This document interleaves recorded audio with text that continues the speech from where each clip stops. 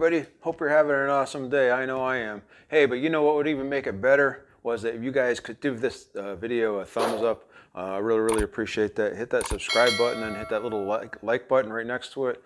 That would really truly make my day and really help me a lot. I really appreciate it. Hey, you like this stuff? It's coming at you. Let me know. Like I said, the best way you can do that is give me the thumbs up and subscribe. That would be really the super way to let me know that you're enjoying it. You want me to do more of this stuff as well. So today we kind of got a remix of something that we made a while back. A couple months ago I made it back. We've been playing with the recipe ever since I made it, trying to get it to be even a better recipe. So I think that we've come up with a great recipe, my wife and I, through taste testing and the fun thing about making it 4 or 5 times and trying different varieties and seeing which ones we like and which things mix together the best. So what we're going to do is we're going to make the no-bake cookies again, but I'm going to say that these are the best ever no-bake cookies. So if you want to learn how to make the best ever the best ever no-bake cookies, watch this video. All right, so please do. So all I'm going to do is it's a pretty quick recipe, so it should come together pretty fast. So all I'm going to start off with is I got 4 tablespoons of butter in here. So I'm going to start off with that, or a 1/4 tablespoon of butter. This, instead of using peanut butter, because the original recipe called for peanut butter, I'm going to use almond butter. I like the flavor better. I like the way it mixes better. So this is a 1/2 tablespoon, 1/2 cup of almond butter. So we're going to mix that in there.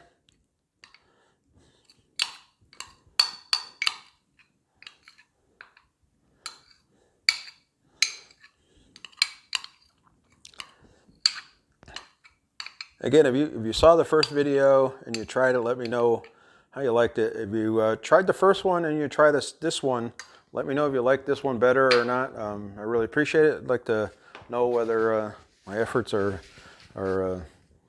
good or if it's just me thinking that it's good. So I'm going to pop this in the microwave for about 30 seconds just to heat it up so that we can mix it together. So, so we did change up some of the ingredients. Like I say, I'll go through them as we make it. The first thing that we did do was the almond butter. This is the one I get from Costco. It's an organic one. It's nothing but organic roasted almonds. So it's pretty good. We're almost out of it, so you can see we've used it a number of times. So really good stuff.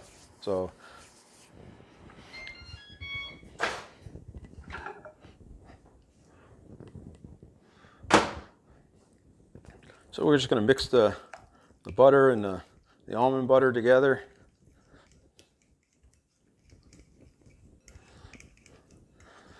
Get it so it's nice and soft, and then we're just going to start mixing our ingredients in. So we're going to throw in some of the what I got in here right now. I'm going to throw in, this is a 1/4 cup of cocoa. Now I go easy on the cocoa because it is a little bit bitter. So I throw it in there. The other things I do throw in here is, like I say, I'm going to throw everything in here now. So this is erythritol.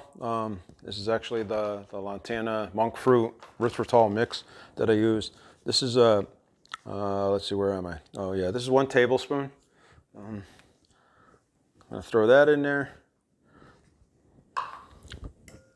Mix it around a little bit. Whoops.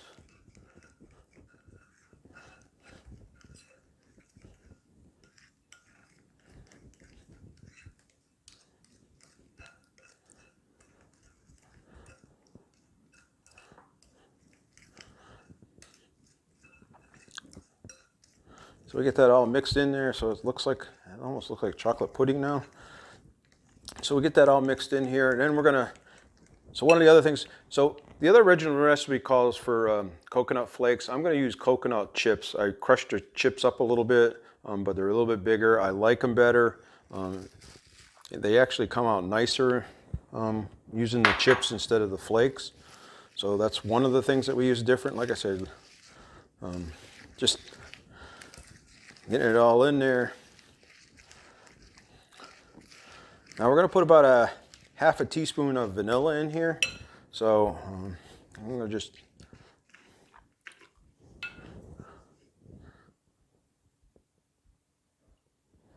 Eyeball it in here.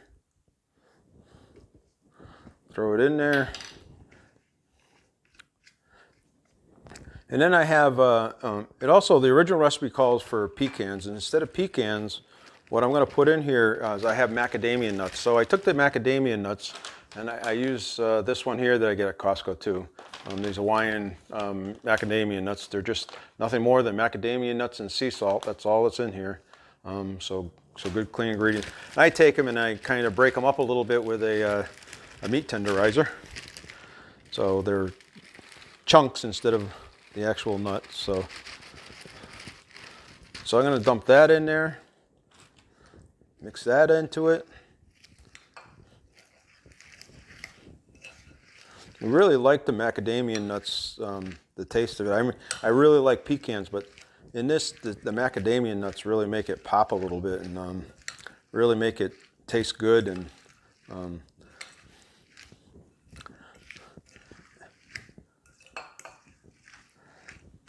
you get it mixed in there a little bit, really good. Now the last ingredient, it was something my wife suggested that I do, and we did it to try it because the cocoa is a little bit bitter, so this was kind of helped to offset the taste of the bitterness of the cocoa, and it really does. So these are just the Lily's, about a half a cup of Lily's white chocolate chips. So I put those in there. I know you're saying why, but so the white chocolate chip seem to be a little bit sweeter than the other baking chips. So we've used these the last couple of times just to see how it goes, and it comes out really, really nice. The flavor between the sweetness of this and the bitterness of the cocoa comes out pretty nice. So I know that the chips get covered in the chocolate and you can't see them, but believe me, you can taste them when you bite into them. So that's all there is to it. It's all mixed together. Now what I didn't do, and I should have done, is I should have prepared a baking pan.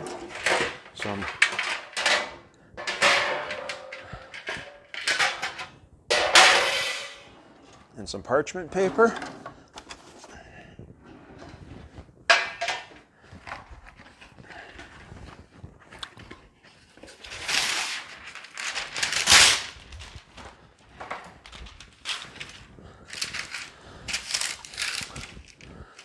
So then all I'm going to do is I'm going to put this on the parchment paper.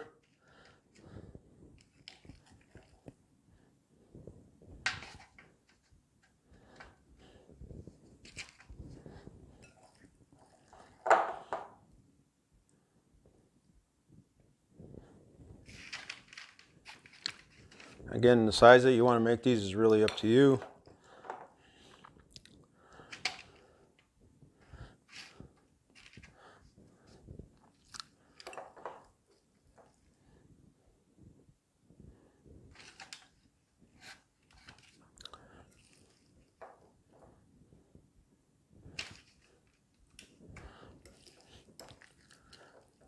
Like I say, these are really good cookies to keep in the house, and you have somebody over and you have kids, they'll take one of these and they'll eat it. And of course you got to watch their hands and get all chocolatey and get your furniture all messy, but I will tell you that I know we enjoy them, and there are a couple of people that I've given them to try them, to experiment on, to see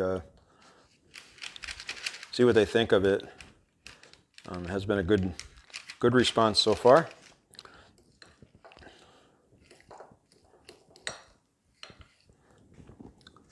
People at work are asking me if I can bring in more of them.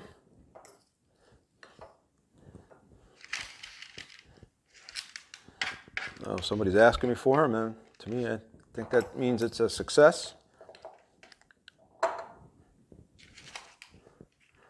People that I work with love that when I'm cooking and I'm experimenting and stuff and trying different things, because I bring them in and they're my guinea pigs, and they're pretty honest with me and pretty brutally honest with me. So, which is what I want, right? So this is what they look like.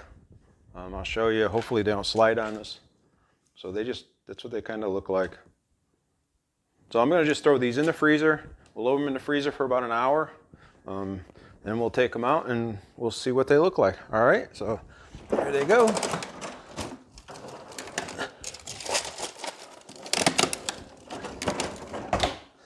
In they go. All right, so I'll see you in about an hour. All right, we're back. It's been a while. They're out of the freezer. This is what they look like. Hopefully it won't slide on the floor here. So, you can see them.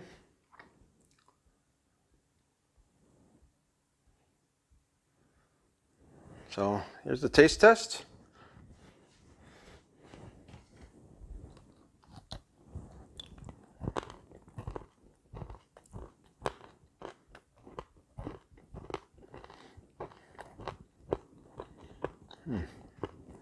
I need a napkin to wipe my hands.